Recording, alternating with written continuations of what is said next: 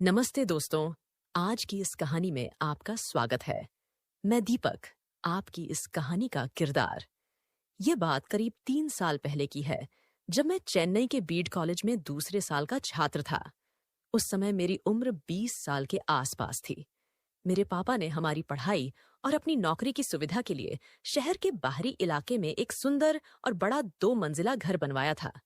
नीचे 4 बेडरूम, एक किचन, एक हॉल और बाथरूम थे, जबकि ऊपर मेरे और मम्मी के लिए अलग अलग कमरे और बाथरूम। हमारा घर बड़ा ही आरामदायक और शांतिपूर्ण था। हमारे परिवार में दादा दादी, मम्मी पापा, मेरी बड़ी बहन सीमा और मैं शामिल थे। सीमा मुझसे 5 साल बड़ी, 26 की थी और उसकी शादी अगले महीने 5 जनवरी को तय थी। घर में शादी की तैयारियों की धूम मची। ठीक पड़े, गहने, मेहमानों के स्वागत की योजनाएं, हर तरफ उत्साह। इसी बीच मम्मी की एक सहेली अपनी बेटी मीरा के साथ शादी की तैयारियों में मदद के लिए हमारे घर आईं। मीरा से मेरा परिचय कुछ महीने पहले दिवाली की छुट्टियों में मामा के घर हुआ था। वह मुझसे 1 साल छोटी थी और बेहद आकर्षक। उसका सांवला रंग उसकी खूबसूरत कदकाठी और अदाओं के सामने फीका लगने लगता था।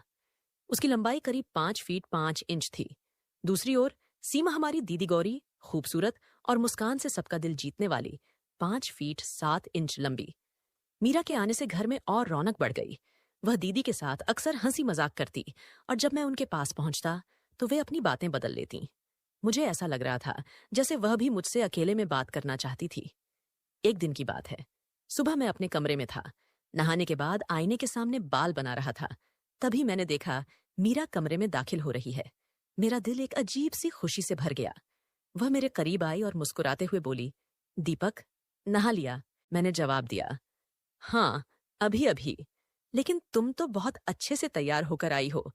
उसने थोड़ा शर्माते हुए कहा, ऐसा कुछ मत बोलो, कोई देख लेगा तो। हम दोनों के बीच यह हल्की फुल्की बातचीत चल ही रही थी कि अचानक दरवाजे पर मम्मी खड़ी नजर आईं। मेरी खुशी जैसे पल भर में काफूर हो गई। मम्मी ने हल्की डांट में कहा, दीपक, अगर ऐसी बातें करनी थीं तो दरवाजा तो बंद कर सकते थे। अब बड़े हो गए हो, समझदारी से काम लो। ये बच्ची हरकतें बंद करो। मम्मी के जाते ही कमरे में सन्नाटा छा गया। मैं मीरा की तरफ देख नहीं पा रहा था, लेकिन उसकी नजरें मुझ पर ही टिकी हुई थीं। मेरे लिए वह पल बेहद असहज था। मैंने अपनी नजरें उठाई तो देखा वह हल्के से मुस्कुरा रही थी। तभी दीदी कमरे में आईं और हंसते हुए बोलीं, चलो, नीचे नाश्ता तैयार है, या फिर पेट पहले ही भर गया। दीदी और मीरा दोनों चली गईं और उनके जाते ही मैंने राहत की सांस ली। नीचे जाकर देखा सब नाश्ते पर जुटे थे।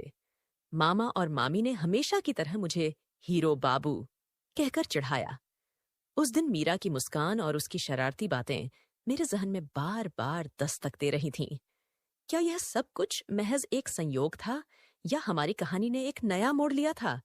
यह मैं भी नहीं जानता था, लेकिन इतना जरूर था कि मीरा का हमारी जिंदगी में आना किसी अनकही कहानी की शुरुआत जैसा महसूस हो रहा था। आगे क्या हुआ, यह जानने के लिए जुड़े रहिए। उसके ख्याल मेरे मन में तूफान की तरह घूम रहे थे। क्या करूं, क्या न करूं, यही समझ नहीं आ रहा था। फिर अचानक एक तरकीब सूझी। मैंने उसे मैसेज किया, जैसे ही मौका मिले ऊपर आ जाना। अब मैं उसके जवाब का इंतजार करने लगा। कुछ देर बाद उसका जवाब आया, अभी काम में हूं, बाद में आती हूं। यह पढ़कर मेरे मन में राहत की एक लहर दौड़ गई। मैंने खुद को संभालते हुए किताबें उठाईं और पढ़ाई शुरू कर दी। लेकिन समय जैसे थम सा गया था। 1 घंटे बाद भी वह नहीं आई। मैंने खुद को समझाया, शायद वह अब भी व्यस्त होगी या दीदी उसके साथ होंगी। थोड़ी देर बाद वह कमरे में आई। मैं फौरन उठा, दरवाजा बंद किया और उसे अपनी ओर खींच लिया। उसकी बेचैनी उसके चेहरे पर साफ दिख रही थी। उसने मेरी ओर पलटकर देखा और धीमे से कहा, दीपक, मेरी भी यही इच्छा है, लेकिन अभी नहीं।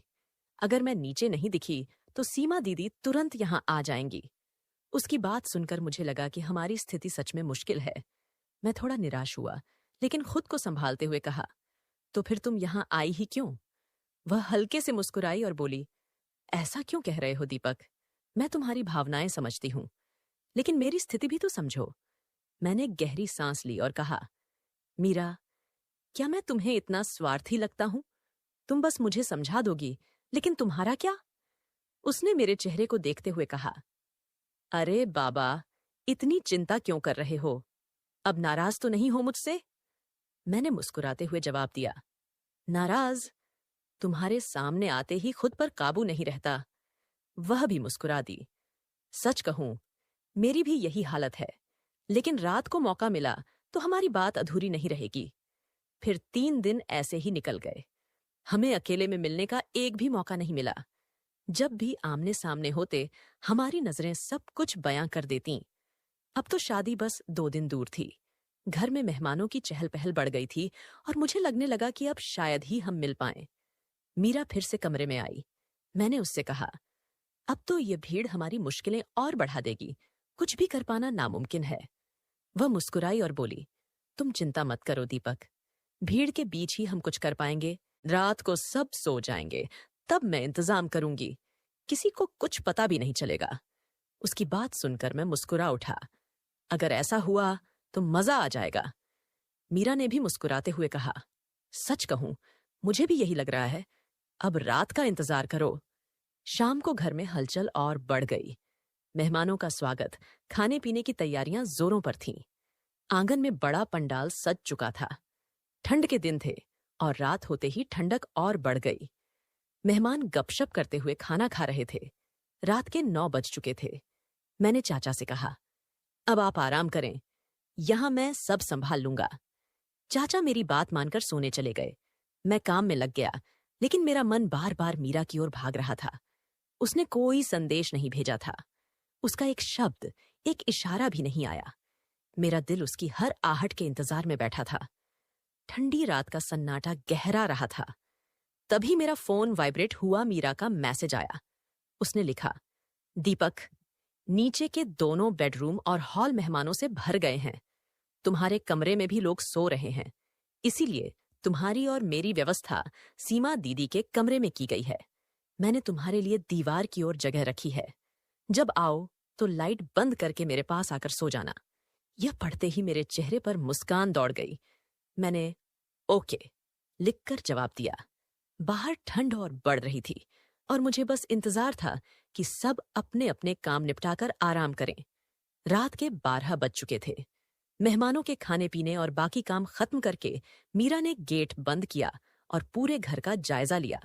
जब सब कुछ ठीक हो गया और घर में शांति छा गई तो मैं धीरे से ऊपर गया। सीमा के कमरे का दरवाजा खोला। अंदर हल्की रोशनी थी। देखा कि ठंड से बचने के लिए सबने खुद को कंबलों में लपेट रखा था। कमरे में ठंडी हवा हल्के हल्के घुस रही थी, इसलिए मैंने दरवाजा अंदर से बंद कर दिया। मेरा दिल धड़क रहा था। हर कदम के साथ एक अजीब उत्साह था। लाइट बंद करके मैं दीवार के सहारे धीरे धीरे चलता हुआ मीरा के पास पहुंचा। धीरे से बैठा और पहले सीमा के कंबल को थोड़ा ऊपर खींचा। अचानक मेरा हाथ उससे टकराया। मुझे एहसास हुआ कि वह गहरी नींद में थी। अब मेरा और मीरा का काम आसान हो गया था। मीरा के पास जाकर मैं उसके कंबल में सिमट गया। ठंड की वजह से हम दोनों और करीब आ गए। उसने अपनी आंखें खोलीं और हल्के से मुस्कुराते हुए कहा, तुम आ गए दीपक? मुझे लगा तुम आने में देर करोगे। मैंने उसकी बात का जवाब देते हुए कहा, देर तो हो गई, लेकिन अब मैं तुम्हारे पास हूं। इस पल का मुझे कब से इंतजार था। उसने मेरा हाथ थाम लिया। फिर उस अंधेरे में हमारी नजदीकियां गहराने लगीं। ठंड के उस सन्नाटे में हमने अपने जज्बात खुलकर बयां किए। हर पल खास था। प्यार भरे उन लम्हों ने हमारे रिश्ते को और मजबूत कर दिया। कुछ देर बाद मीरा ने कहा, दीपक, अब सो जाओ। सुबह उठने से पहले सब कुछ सामान्य दिखाना होगा। मैंने मुस्कुराते हुए कहा, तुम्हारे साथ बिताए ये पल मेरी जिंदगी का सबसे खूबसूरत हिस्सा रहेंगे। सुबह की पहली किरण के साथ घर में चहल पहल शुरू हो गई। हम दोनों ने सब कुछ ऐसे संभाला जैसे कुछ हुआ ही नहीं। शादी की रस्में हंसी खुशी पूरी हो गईं। दिन खत्म होने के बाद मैंने मीरा